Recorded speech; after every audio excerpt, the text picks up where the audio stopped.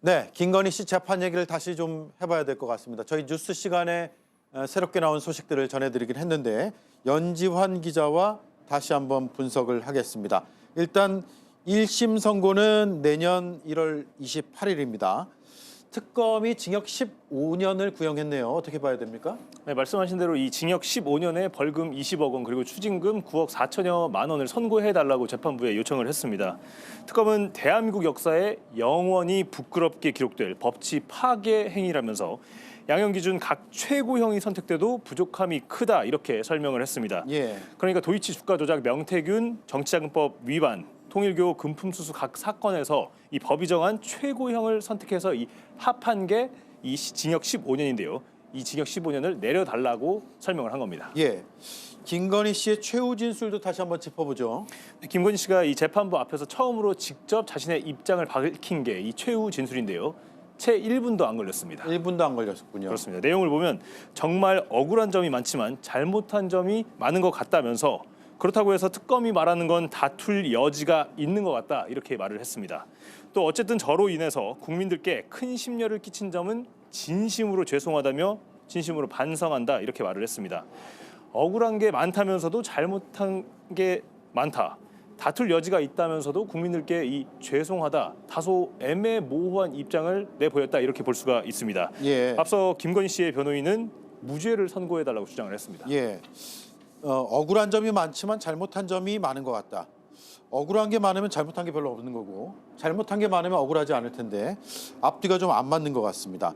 다음 달 28일에 이제 선고가 있는데 재판부는 어떤 점들을 고려할까요? 네, 주가 조작과 관련해서는 이 김건희 씨의 육성 등 핵심 물증을 특검이 확보를 했고요. 이 명태균 씨 여론조사도 이 직접 제공을 받은 이 물증들이 있습니다.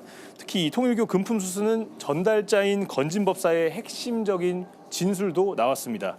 김건희 씨는 앞서 말씀하신 것처럼 반성한다고 했지만 그동안 보인 태도와는 좀 거리가 있습니다. 예. 통일교 금품 수수는 샤넬 가방만 인정하면서도 이 그라프 목걸이를 받은 사실은 아직까지 부인을 하고 있습니다. 또 유경옥 전 행정관에게 허위 진술을 종용했다는 사실도 드러났습니다.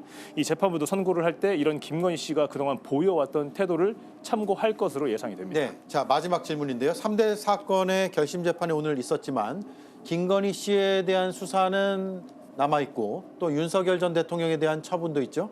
네, 맞습니다. 김건희 씨의 이 남은 수사는 나토 목걸이, 또 이우환 작가의 그림, 또 이배용 전 국가교육위원장의 금 거북이, 또 바시에론 콘스탄틴 시계, 로저 비비의 손가방 수수까지 아주 줄줄이 남아 있습니다. 예. 김건희 특검은 윤석열 전 대통령도 재판에 넘길 예정인데요. 특검은 명태균 여론조사를 두곤 오늘 김건희 씨와 윤 전 대통령이 공모했다 이렇게 못을 박았습니다.